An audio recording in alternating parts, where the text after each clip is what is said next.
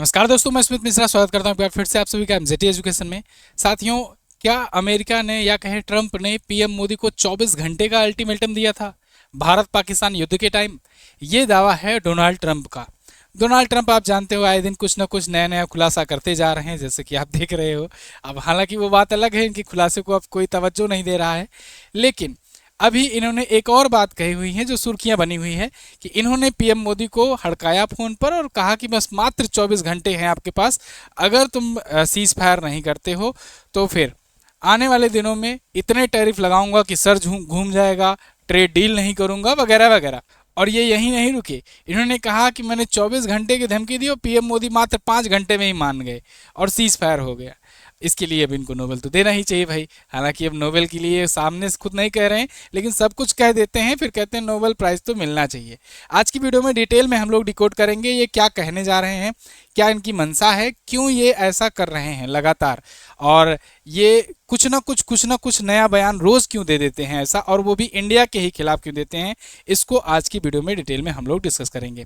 भारत का क्या जवाब है, भारत इस पर क्या कह रहा है, भारत का विपक्ष इस मुद्दे को किस प्रकार से यूज कर रहा है, इसको भी आज की वीडियो में हम लोग बातचीत करेंगे, डिस्कस करेंगे। लेकिन एक जरूरी बात आगे बढ़ने से पहले, मंथ एंड ऑफर स्टार्ट हो चुका है, जिसके तहत आपको मंथली ई बुक जो पूरे महीने का जिसमें करंट अफेयर का कंटेंट होता है वो मात्र आपको 11 रुपए में दी जा रही है। पूरे महीने की मैगजीन, और आप जानते हो कि ये सबसे बेस्ट कंटेंट होता है। आप इंडिया में किसी भी एग्जाम की तैयारी कर रहे हो, इस 11 रुपए की मैगजीन से बेहतरीन तैयारी कर सकते हो। ये ई बुक फॉर्मेट में है, इसीलिए सस्ती की गई है और ऑफर के तहत सस्ती की गई है। वैसे ये 20 रेट्स का इसका प्राइस है, लेकिन मैं चाहता हूं कि आप एक बार लेकर के इसको पढ़ करके देखो। इससे बेहतरीन कंटेंट अगर कहीं पर भी मिल गया तो पैसा वापस हो जाएगा, ई बुक रिफंड हो जाएगा तुरंत, बिना किसी क्वेश्चन के तुरंत आपका पैसा वापस होगा, है ना। तो आप जा करके इसको ले सकते हो। एमजेटी कूपन कोड यूज करना होगा, लेकिन ये लेना होगा आपको एमजेटी ऐप से, ठीक है। एमजेटी ऐप का लिंक डिस्क्रिप्शन में भी आपको मिल जाएगा, या फिर आप व्हाट्सएप के जरिए यूपीआई के माध्यम से भी ले सकते हैं, जो लोग एंड्रॉइड यूजर नहीं है तो। इसके अलावा जीएस सफलता बैच जो है ये 250 में किया गया है, ये भी मात्र 2 दिनों के लिए है, तो आप इसका भी फायदा उठा सकते हैं। ये भी आपको एमजेटी ऐप पर मिलेगा। जीएस का कंप्लीट तैयारी इस पर आपको कराया जाता है वीडियो कोर्स के माध्यम से। हमारी सारी जो चीजें हैं वो एमजेटी ऐप पर ही आपको मिलेंगी, ठीक है। टॉपिक पर वापस आते हैं साथियों। अभी अमेरिका के राष्ट्रपति डोनाल्ड ट्रंप, जो कि 2 बार के अब की प्रेसिडेंट हो गए हैं, और इसके बाद इनका वो दोबारा प्रेसिडेंट बनना नहीं है, ये बात ये बाखूबी जानते हैं कि अब इसके बाद तो अब प्रेसिडेंट का टर्म मिलना नहीं है। तो इसी में जितना ही रायता फैलाना है फैला दो, क्योंकि जितना रायता फैलेगा उतना ज़्यादा न्यूज़ बनेगी, चर्चे में आएंगे, और उतना ही इनकी कंपनियां जो हैं ये मुनाफा कमाएंगी। कंपनियां तो मुनाफा कमाएंगी, साथ ही साथ में इनका जो ट्रूथ है, सोशल मीडिया ऐप ट्रूथ, उस पर ज़्यादा से ज़्यादा लोग आएंगे। आप क्या सोच रहे हो कि ये इतना लोग लगातार बयानबाजी भारत के खिलाफ क्यों कर रहे हैं? एक सीधी सी बात है, जहाँ पर ज़्यादा क्राउड है, ज़्यादा पब्लिक है, ज़्यादा जहाँ पर गैदरिंग होती है, वहीं पर लोग दुकान खोलना चाहते हैं, है ना। ट्विटर आज के टाइम पर एक ऐसा प्लेटफॉर्म है जहां पर इंडियंस बहुत तेजी से शिफ्ट हो रहे हैं। सभी लोगों को जानना है, ट्विटर एक बहुत गजब का प्लेटफॉर्म आज के टाइम पर हुआ है, जो न्यूज़ वगैरह या फिर बाकी चीज़ों के लिए भी बहुत तेजी से अपडेट वहां पर आता है। एक तो जो बड़े बड़े लीडर हैं जिनके बयान आते हैं, जो न्यूज़ बनती है, जहाँ से न्यूज़ चैनल न्यूज़ उठाते हैं, वो भी ट्विटर प्लेटफॉर्म प्रोवाइड करता है। तो लोग जो है, जनता, आम पब्लिक न्यूज़ चैनल ना देख करके डायरेक्ट ट्विटर से ही कनेक्ट हो जा रही है।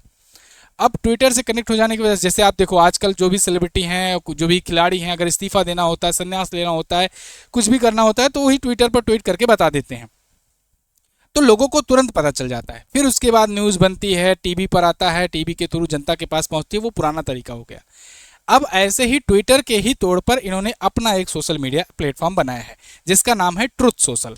जो इनका ट्रुथ सोशल है, अब ये इंडिया के बारे में कमेंट कर करके इंडियन ऑडियंस को खींचना चाहते हैं, क्योंकि इंडिया के बारे में जब बार बार कमेंट करते रहेंगे तो लोग सोचेंगे, और ये इतनी चालाकी से करते हैं कि अब देखो ट्विटर पर नहीं अपना न्यूज़ देते हैं कुछ, ट्विटर पर इनके कोई मंत्री हुए या बाकी जो इनके साथ के जो सलाहकार वगैरह हैं, इनकी पोस्ट को अगले दिन या 2 दिन के बाद वहाँ पर जाकर पोस्ट करते हैं ट्विटर पर। और उसको स्क्रीनशॉट लेकर के पोस्ट करते हैं। ये भी नहीं कि वही वाला सेम, जैसे पीएम मोदी का आप देखोगे ट्वीट, या फिर भारत के किसी भी लीडर का अगर आप ट्वीट देखोगे, अखिलेश यादव हो गए, राहुल गांधी हो गए, जो भी बड़े बड़े लीडर हैं, वो क्या करते हैं, उनका फेसबुक हैंडल भी है, ट्विटर हैंडल भी है, बाकी जगहों प्लेटफॉर्म पर भी है। तो वो क्या करते हैं कि जो उनका टैग्स रहता है वो टैग्स को ट्विटर पर पोस्ट करेंगे, वही टैग्स या इमेज जो भी रहेगा या वीडियो रहेगा उसको फेसबुक पर पोस्ट करेंगे, वही को अलग अलग जगह करेंगे। लेकिन ऐसा नहीं करते हैं कि वो ट्विटर पर पोस्ट किए, उसके बाद उस ट्विटर के पेज का स्क्रीनशॉट लेकर के कि हम ये ट्विटर पर पोस्ट किए, उसके बाद उसके स्क्रीनशॉट को पोस्ट करते हो।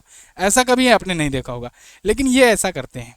जो इनका ट्रुथ सोशल पर रहता है पोस्ट, उस पोस्ट का स्क्रीनशॉट लेकर के कि हमने ये ट्रुथ सोशल पर किया है, उसको ट्विटर पर ये पोस्ट करते हैं, फिर न्यूज़ बनती है। अब इंडियंस तेजी से ट्विटर पर बढ़ रहे हैं, तो ट्विटर के थ्रू धीरे धीरे इन पर पहुंच रहे हैं। तो ये जान रहे हैं कि भाई अब बुढ़ापे के बाद 2 बार प्रेसिडेंट हो गया है, तब इसके बाद फिर अपना ट्रूथ सोशल चलाएंगे अच्छे से। अभी इन्होंने क्या क्लेम किया है, इन्होंने पीएम मोदी पर बताया कि भारत अमेरिका का सीज फायर इन्होंने कराया है और 42वीं बार इन्होंने अपनी कैबिनेट में ये बात डिस्कस करी। आप सोचो, इतना बड़ा देश, एक टाइम तुम कहते हो कि रसिया और इंडिया की इकोनॉमी मरी हुई इकोनॉमी है, डेड इकोनॉमी है, मुझे कोई फर्क नहीं पड़ता, ये फर्क दिख रहा है। आपकी कैबिनेट में 42वीं बार भारत पाकिस्तान का सीज फायर डिस्कस हो रहा है, ये साफ साफ नजर आ रहा है कि भारत कितना इंपॉर्टेंस रखता है आपके लिए। दूसरी बात, कह रहे हैं मैंने सीज फायर कराया है, मैंने पीएम मोदी को 24 घंटे का अल्टीमेटम दिया, उसके बाद 24 घंटे का अल्टीमेटम दिया, पीएम मोदी बस 5 ही घंटे में मान गए। मैंने कहा इतने टैरिफ लगा दूंगा कि आपका सर चकरा जाएगा। ये सुनकर वहाँ के जो लोग कैबिनेट में हैं, आप वीडियो देखिएगा, ट्विटर वगैरह पर है, कि जितने भी लोग वहां पर बैठे थे वो सब हंसने लगे कि दिमाग घूम जाएगा, अरे वाह वाह ट्रम्प जी वाह। इनमें अब इनकी टीम में वही लोग बचे ही हैं, बाकी ये जो भी कोई विरोध करता है उसको निकाल देते हैं, जो भी इनके खिलाफ कुछ बोलता है या कुछ बयानबाजी करता है उसको अपनी टीम से निकाल देते हैं, जो वाहवाही करने लगता है, चापलूसी करने लगता है, उसी को रखे रहते हैं। तो जैसे ही इन्होंने कहा कि मैंने मोदी से कहा कि तुरंत सीज फायर करो वरना इतने टैरिफ लगाऊंगा कि तुम्हारा सर चकरा जाएगा, सर घूम जाएगा, तो इतने में सब लोग वहाँ पर जो बैठे थे वो सब हंसने लगे, वाह भाई वाह ट्रम्प जी वाह। जैसे यहाँ पर इंडिया में नहीं होता वाह मोदी जी वाह, वैसे यहाँ पर हुआ। फिर पीएम मोदी 5 ही घंटों में मान गए और सीज फायर कर लिए। अच्छा जी, इसके बाद इन्होंने कहा कि नहीं तो हम ट्रेड डील भी नहीं करेंगे, एकदम खत्म हो जाओगे दोनों देश। ये धमकियां देकर के ये 2 परमाणु देशों के बीच में युद्ध रुकवाए, 42वीं बार ये क्लेम करते हैं। लेकिन अब इन्हीं से एक सवाल है कि जब ये कहे कि 24 घंटे का हमने अल्टीमेटम दिया और 5 घंटे में पीएम मोदी मान गए, तो इसका मतलब है कि आप ये कहे थे कि 5 घंटे में मान गए तो मतलब कि अब ट्रेड डील तो होगी, अब तो कोई दिक्कत नहीं होगी। तो क्या भारत और अमेरिका के बीच में ट्रेड डील हुई? अभी तक नहीं हुई। क्या आपने टैरिफ लगाने से मतलब आप ये भी कह रहे हो ना कि इतना टैरिफ लगाऊंगा कि सर घूम जाएगा? तो अभी अभी के टाइम पे अनुसार तो सबसे ज़्यादा टैरिफ भारत और ब्राज़ील पर ही लगा है, सबसे हाईएस्ट यूएस टैरिफ लगा है 50% का दोनों देशों पर। तो इस हिसाब से तो आपने टैरिफ भी लगा दिया। तो या तो आपने सीज फायर नहीं कराया, या आपकी बात पीएम मोदी 5 घंटे में माने नहीं, तभी तो आपने ये दोनों कदम उठाया कि आपका सर घुमाने के लिए टैरिफ लगाएंगे या फिर आपसे ट्रेड डील नहीं करेंगे, क्योंकि ना ही ट्रेड डील अभी तक हुई है भारत और अमेरिका के बीच और ना ही ये टैरिफ रुका है। टैरिफ भी 25% एक्स्ट्रा लगा दिए, और अभी जब टैरिफ लगाए हो तो ये टैरिफ उस टाइम पर लगाए, तब तक इंतजार करते रहे जब तक पीएम मोदी संसद में ये बयान नहीं दे दिए कि भाई कोई भी तीसरा देश इन्वॉल्व नहीं था, किसी ने भी भारत और पाकिस्तान के बीच सीज फायर नहीं कराया, ये केवल हम दोनों के बीच का आपसी मामला था। उसके जस्ट बाद ही, जैसे ही उन्होंने लास्ट जुलाई में ये बात कही, उसके जस्ट अगले दिन ही आपने अनाउंस कर दिया कि 25% टैरिफ लगाएंगे प्लस पेनाल्टी लगाएंगे। फिर 7 अगस्त आते आते, 7 अगस्त से लागू होना था 25% टैरिफ प्लस पेनाल्टी, फिर उसकी एक दिन पहले 6 अगस्त को अनाउंस कर देते हो कि अगले 21 दिन बाद 25% का और टैरिफ लगेगा, क्योंकि रूस से बहुत ज़्यादा तेल खरीदते हो। अब यहाँ रूस वाली बात दे दिए कि रसिया से बहुत ज़्यादा तेल खरीदते हो, इस वजह से रसिया को फंड कर रहे हो, रसिया यूक्रेन में उसका वेपन में यूज कर रहा है और वो खून की नदियां बहा रहा है वहाँ पर। तो अब यहाँ बीच में रसिया यूक्रेन, मतलब अमेरिका खुद ही कंफ्यूज हो गया कि वो कर क्या रहा है, क्या हो रहा है, क्या करना है। कोई मतलब ऐसा कोई विजन, कोई प्लान नहीं है कि महीने 2 महीने 6 महीना या साल भर का सोच कर चले। वो सोच रहे हैं कि हम तो ऐसा ऐसा धमकी देंगे और ये मान जाएगा, और मान जाएगा तो उसके बाद फिर हम ऐसे ऐसे अपनी बात मनवा लेंगे, एग्रीकल्चर मार्केट में घुस जाएंगे या फिर अपने अनुसार ही पुपट बना करके रखेंगे। ऐसा ये सोच करके चल रहा था, लेकिन यहाँ पर हो गया उल्टा। यहाँ पर भारत ने बात मानी नहीं, भारत डट करके खड़ा रहा, ठीक है तुम्हें टैरिफ लगाना है लगाओ, कोई बात नहीं, सबसे हैवी टैरिफ लगा रहे हो दुनिया में, कोई दिक्कत नहीं है, लगाओ, हम और मार्केट की तलाश कर लेंगे। अभी सुबह में मैंने आपको वीडियो दी कि भारत में कैसे और मार्केट की तलाश की जा रही है। 40 से ज़्यादा देशों से बातचीत चल रही है। जो भारत के एक्सपोर्टर थे, जो यूएस में अपना माल बेचते थे, वो उन 40 देशों में अपना करेंगे। साथ ही साथ सरकार से वो सब्सिडी की भी मांग कर रहे हैं, और सरकार जीएसटी वगैरह में भी आने वाले दिनों में, नवरात्रि से ये दिवाली के बीच में, वो बहुत ज़्यादा छूट देने वाली है, जीएसटी में बड़े रिफॉर्म लाने वाली है। लेकिन अब चूंकि ट्रंप की कोई बात होती है, आजकल चर्चा का विषय बन जाती है।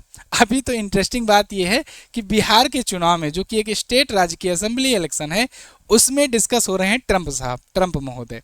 क्यों? इसके पीछे भी कारण है, क्योंकि जैसे पीएम मोदी अपनी छवि का यूज करते हैं हर एक चुनाव में। भाई पंचायत का भी इलेक्शन होगा तो आज तक फिर यही होता है कि वहाँ का कोई अगर खड़ा होगा, अगर कार्यकर्ता भी होगा बीजेपी का, तो फिर वो पोस्टर में मोदी का चेहरा लगा करके अपना चुनाव करता है, उन्हीं के चेहरे पर लड़ता है। पॉपुलर ही इतने हैं। ऐसे ही वो जैसे यूज करते हैं हर जगह अपनी छवि, तो अब विपक्ष भी उनकी छवि जब धूमिल हो रही है, या उनकी छवि की वजह से भारत की छवि को, मतलब जो भी इकोनॉमी को लॉस हो रहा है, उसका यूज अब अपोजिशन कर रहा है। बिहार चुनाव में इंटरेस्टिंग बात यह है, जहाँ पर बात होनी चाहिए कि भाई ब्रिज क्यों ढह जाते हैं, बाढ़ क्यों आते हैं हमेशा, इनका कोई समाधान बताओ, इसके लिए कुछ उपाय करो, या जो इतने गरीबी है और जो भ्रष्टाचारी बढ़ती होती है, इन पर कोई करो, शिक्षा, बेरोजगारी, इन सब पर बात करो, मेडिकल पर बात करो। वो सब नहीं डिस्कस हो रहा है कि ट्रंप ने तुमको 24 घंटे का अल्टीमेटम दिया था, 5 घंटे में तुम मान गए। ये बात उनको कोट करके वहाँ पर डिस्कस हो रहा है। खैर जो भी हो, अमेरिकी यहीं पर नहीं रुक रहे हैं। वहाँ का एक उनका मतलब सलाहकार है ट्रंप का ही, उसका तो मतलब वो तो एक कदम और बढ़ गया। वो तो कह रहा है कि रसिया यूक्रेन का युद्ध जो चल रहा है ना, वो रसिया यूक्रेन का वार नहीं है, वो मोदी का वार है।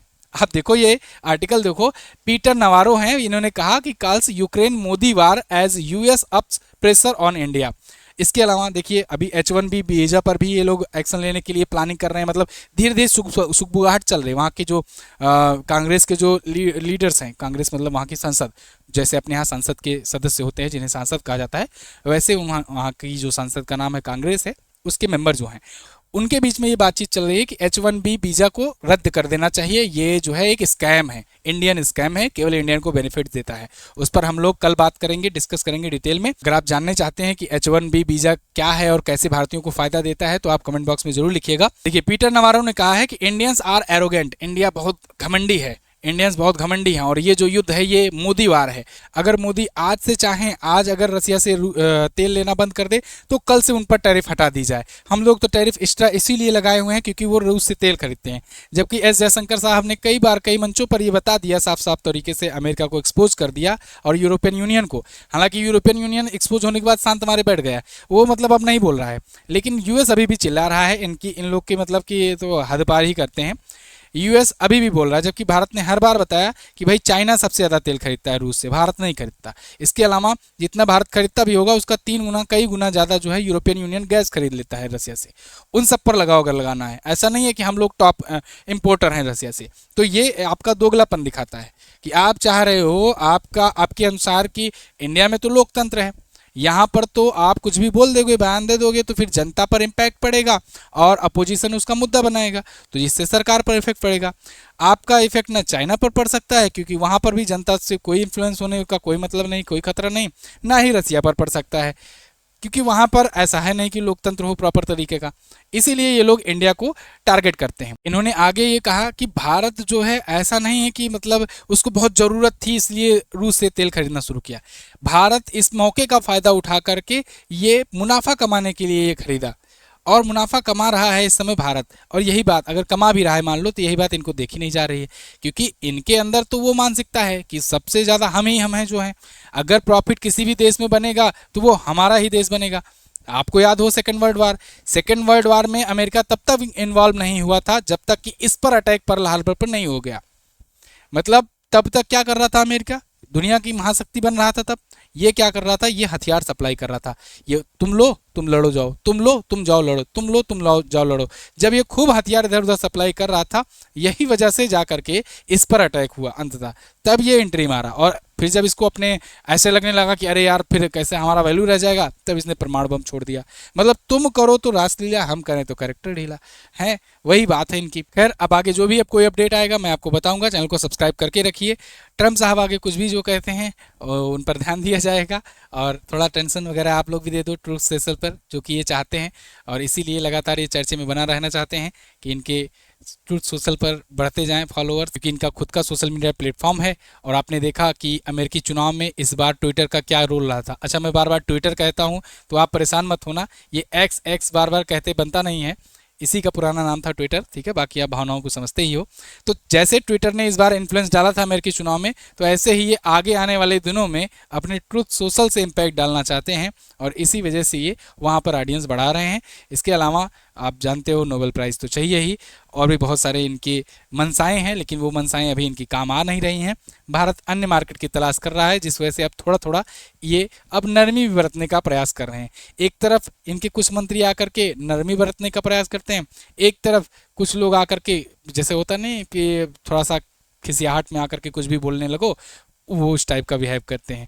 तो अमेरिका की पॉलिसी इस समय मतलब ऐसा बिल्कुल लग ही नहीं रहा है कि ये कोई बड़ी डेमोक्रेसी है या कोई इतना बड़ा देश है, जैसे लग रहा है कोई छोटे मोटे देश की तरफ ये लोग बिहेव करने लगे हैं।